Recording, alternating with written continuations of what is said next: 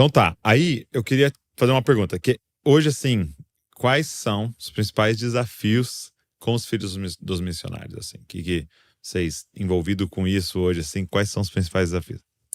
Para eles, imagine que os pais têm seus desafios, mas eles já se formaram enquanto pessoa, entenderam o chamado e se dispõem. O filho não. Uhum.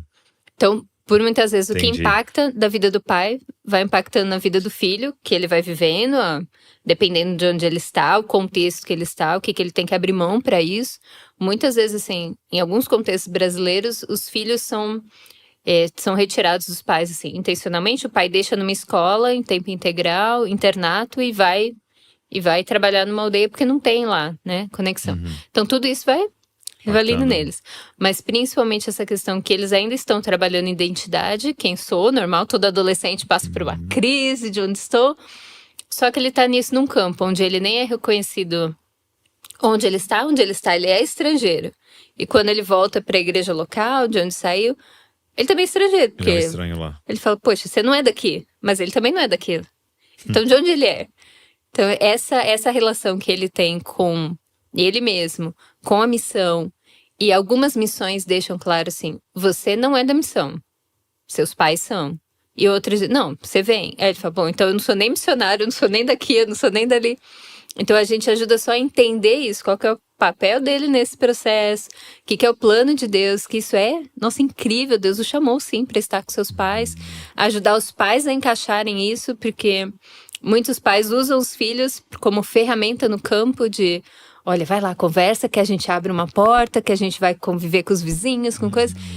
E a criança, ela é criança, ela não é um missionário. Sim. Mas sim, Deus pode usar, ter ali, mas por muitas vezes coloca um peso muito além do que deveria, né? Então essa criança, nesse processo que vai crescendo, criança, adolescente, jovem, e principalmente o desafio deles para depois, aqueles que estão fora do Brasil, é o retorno, porque o país de origem de passaporte é onde, quando o bicho pega, é onde você volta. E quando eles estão lá, os pais estão indo, eles começam a se identificar, poxa, deixa eu ver o que eu vou fazer da vida, ele vai voltar pro Brasil. E aí não tem apoio da igreja brasileira, porque afinal eu apoiava seu pai. Você tá aqui, quem é você? Você não sei nem quem é você, você não tem nada. E fora que, se não conviveu com a língua portuguesa, aqui ele vai ter muita dificuldade. Porque lá, geralmente, o português ele é desprezado em muitos países. Se o pai não tem consciência disso, deixa o português de lado para emergir na cultura, né? Vamos aprender o francês, e deixa isso de lado.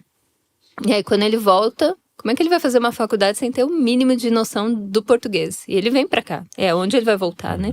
Então, essas são algumas questões que entram e a gente ajuda tanto o pai, quanto ele mesmo, o filho de missionário, mas principalmente as agências a darem já esses retornos para os pais, a estarem presentes, para quando esse filho tem o tempo dele, ele decida, eu vou continuar ou não. E graças a Deus, vários têm, isso é lindo de ver. Sim. Mas também no plano de Deus, vários deles também não vão ser missionários, mas pelo menos estão saudáveis diante de Deus, de falar, poxa, eu vivi ali, fiz minha parte também, né? Vão ser testemunhas do Senhor nos contextos onde Ele mesmo, onde Deus vai enviá-los, né? Então, glória a Deus por isso. E é legal que você deu algumas chaves aí, assim, eu logicamente ouvindo aqui muito atento, né?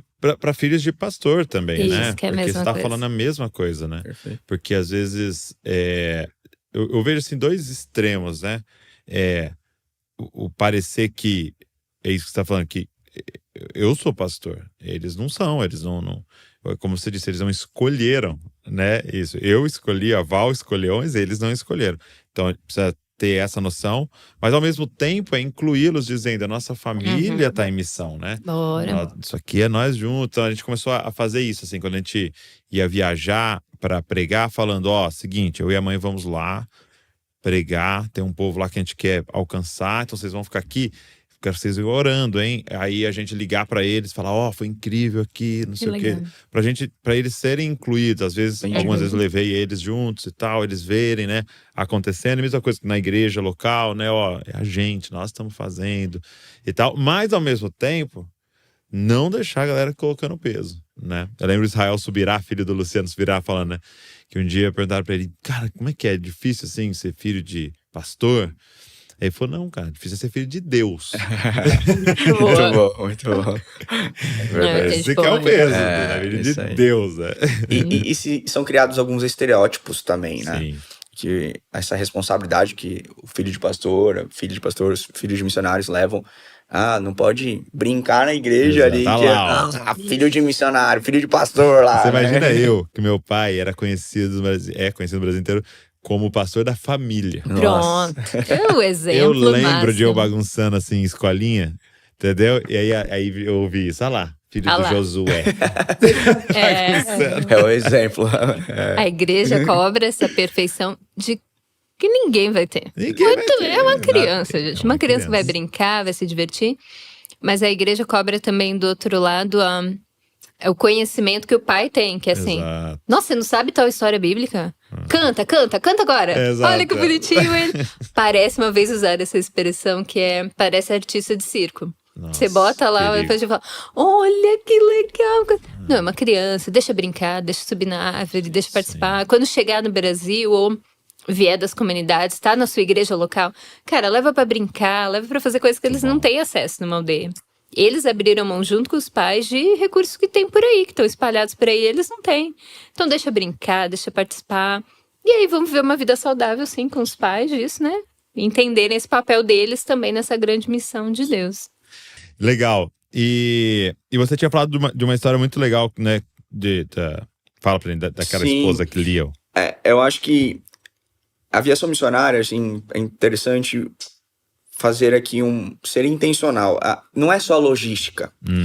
É parte também. A gente leva os missionários, supre com algumas demandas, mas a Missão do Céu, ela tem alguns projetos, né? E aí essa história que eu queria compartilhar, assim, foi dentro de um projeto.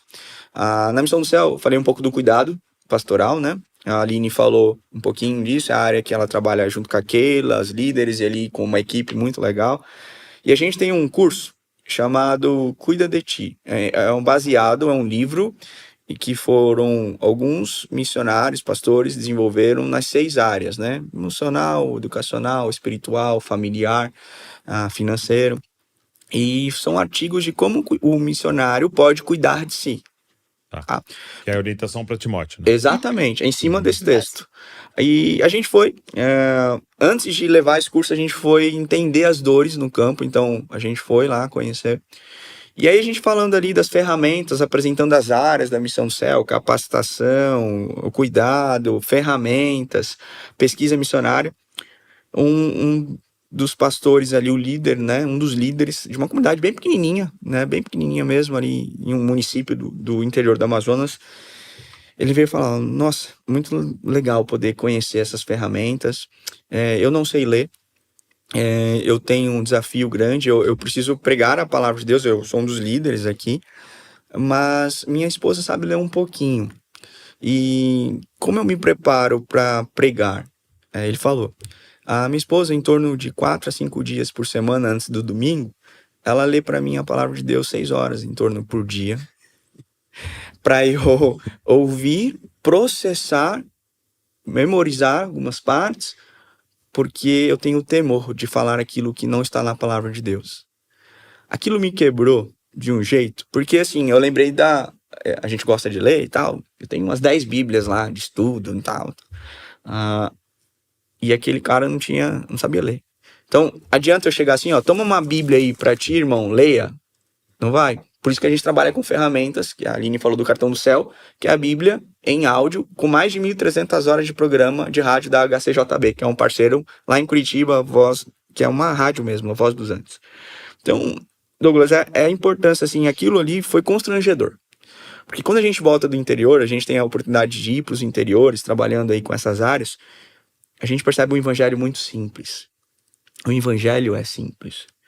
E quando eu falo simples, é no sentido de nós, às vezes, criamos muitos processos, a gente burocratiza muito.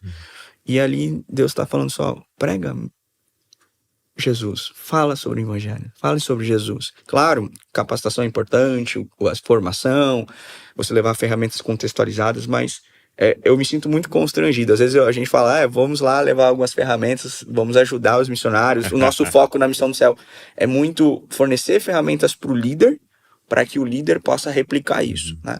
E dar continuidade. E a gente sai dali encorajado. A gente sai ali, Deus, obrigado, porque o Senhor é um Deus vivo, é o Senhor que é dono da missão.